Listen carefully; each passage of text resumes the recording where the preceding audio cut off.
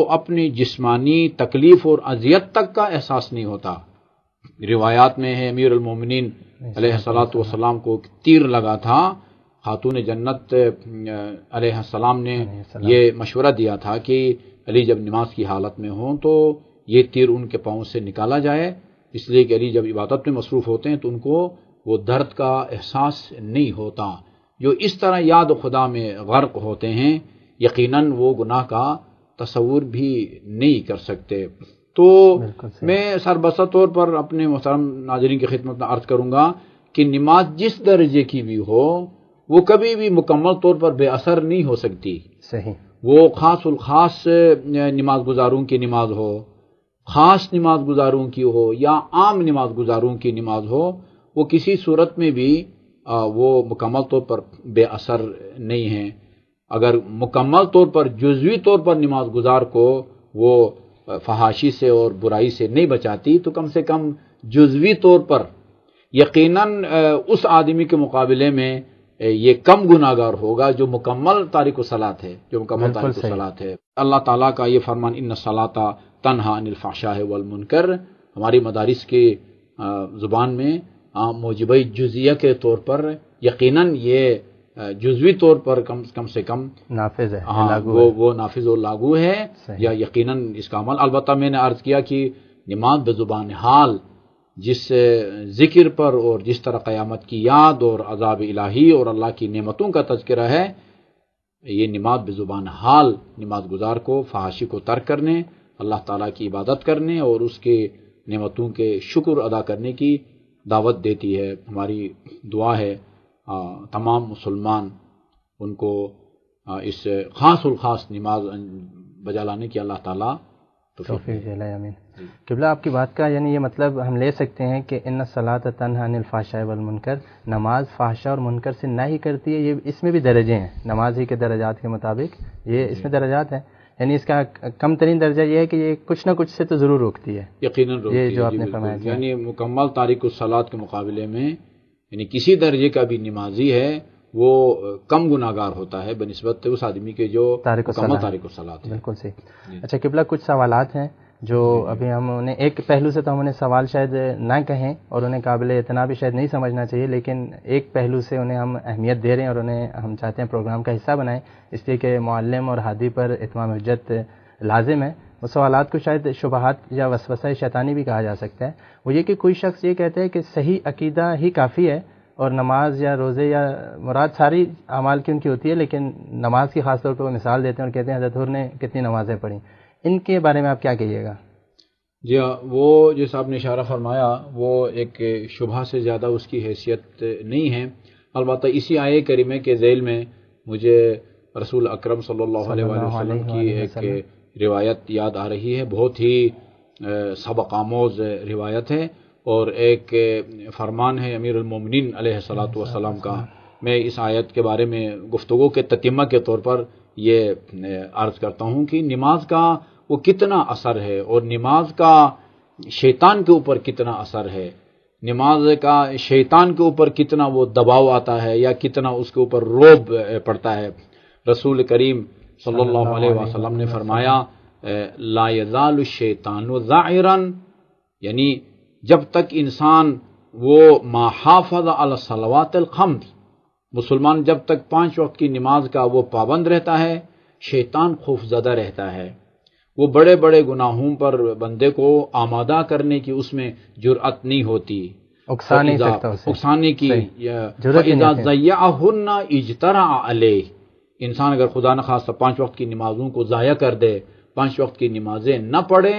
تو شیطان کی جرأت بڑھتی ہے اور پھر بڑے بڑے گناہوں پر اس کو آمادہ کرنے اس کو اکسانے کی کوشش کرتا ہے۔ اس میں دیکھیے بہت غور طلب نکتہ ہے کہ نماز ایک ایسی عبادت ہے کہ یعنی مسلمان کو اس عبادت میں مصروف جب شیطان دیکھتا ہے تو اس کی جرأت نہیں پڑتی۔ صحیح۔ اب وہ یہ بھی نہیں اس میں نہیں ہے کہ وہ کس درجے کی نماز ہے، کسی بھی درجے کی نماز ہے بشرطی کہ وہ نماز وہ صحیح ہو، غصبی لباس میں نہ ہو، وضو غلط نہ ہو، وہ پشت بقبلہ نہ ہو، جس کو صحیح نماز کہتے ہیں۔ اس کا اثر رسول کریم یہ بتاتے ہیں کہ شیطان نماز گزار کو جب نماز کی حالت میں دیکھتا ہے تو اس کی جرأت نہیں ہوتی کہ آگے بڑھ کے اس کو کسی اور گناہ کی طرف اس کو دعوت دے یا اس کو اکسائے۔ تو یہ خود روایت بھی بتاتی ہے کہ گناہوں سے روکنے میں ظاہر ہے گناہوں پر آمادہ کرنے والی جو طاقت ہے ہمارے ساتھ وہ شیطان کی طاقت ہے، جس کو اللہ تعالیٰ نے ہی اس کو یہ وہ ڈیوٹی اس کو وہ لگائی ہوئی ہے۔ تو حضرت آدم کے بارے میں وہ روایت ہے کہ حضرت آدم نے اللہ تعالیٰ سے فرمایا تھا کہ یہ جو شیطان کو تو نے اتنے اختیارات دے رکھے ہیں کہ وہ میری اولاد کو جہاں چاہے، وہ ممبر پر ہو، محراب عبادت میں ہو، آفس میں ہو، سکول میں ہو، جہاں بھی ہو، اس کو اکسانے کی تو نے وہ طاقت دے رکھی ہے، تو اس کے مقابلے میں تو نے میری اولاد کو کیا مراعات یا اختیارات دے رکھے ہیں۔ تو اللہ تعالیٰ نے فرمایا تھا کہ کافی طولانی روایت ہے، میں نے اس شیطانی اختیارات کے مقابلے میں تیری اولاد کو میں نے توبہ کا دروازہ کھول کے دے دیا ہے کہ جو توبہ کر لے التائب من الذنب کمن لا ذنب له، جو ایک مرتبہ توبہ کر لیتا ہے وہ ایسا ہو جاتا ہے جیسے اس سے گناہ سرزد ہی نہ ہوا ہو۔ تو شیطان جس کو اتنے اختیارات دیے گئے ہیں وہ نماز سے اتنا خوفزدہ رہتا ہے۔ اس کا مطلب یہ ہے کہ یہ بہت ہی اہم ہتھیار ہے اور بہت ہی ایک طاقتور ایک صد ہے یہ گناہوں کے مقابلے میں، اور زیادہ سے زیادہ نماز کو کتنا اس سلسلے میں مؤثر بنانا ہے یہ پھر انسان کا اپنا اختیار ہے کہ وہ کس حد تک اپنی نماز کو مؤثر بناتا ہے اور کتنا شیطان کو وہ ڈرانے میں وہ کامیاب ہوتا ہے۔ اور دوسری روایت اس سلسلے میں امیر المومنین علیہ الصلوۃ والسلام کی میں عرض کرنا چاہوں گا، اور یہ اس نقطے کی طرف پہلے اپنے محترم ناظرین کو متوجہ کروں گا کہ رسول اکرم ہو یا امیر المومنین یا آپ کی اولاد طاہرین علیہ الصلوۃ والسلام، یہ جب کوئی کسی زمانے میں کوئی فرمان ان کی طرف سے جاری ہوتا ہے تو ان کا مقصد صرف یہ نہیں ہوتا کہ اس وقت جو مخاطب ہیں، جو سامنے ہیں سامعین، وہی اس کو سنیں اور سمجھیں اور اس پر عمل کریں۔ خدا اور رسول کا ہر فرمان وہ ایک فارمولہ ہوتا ہے، وہ ایک قانون اور قاعدہ کلیہ ہوتا ہے، جس طرح اس وقت کے موجود سامعین اور مخاطبین پر وہ لاگو ہوتا ہے، اسی طرح قیامت تک آنے والے ہر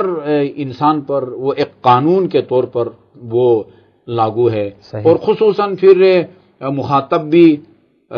جیسے امیر المومنین کی وصیت میں ہیں، اپنے دونوں شہزادے امام حسن اور امام حسین علیہ الصلوۃ والسلام کو وصیت کرتے ہیں، اپنے جس کو آپ نے فرزند کہا محمد ابن ابی بکر،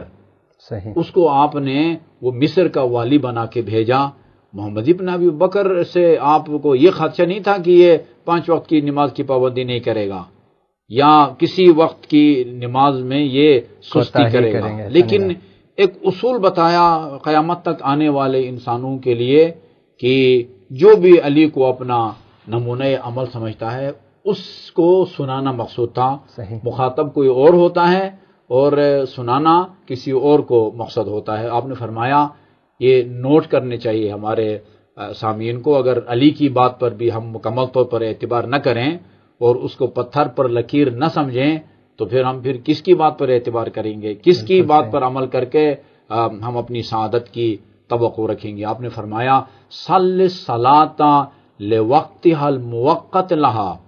نماز کو ہمیشہ اپنے مقررہ وقت میں پڑھو۔ صبح کی نماز کا اپنا وقت ہے، ایک آغاز ہے اور اس کا ایک اختتام ہے، فجر سے لے کر طلوع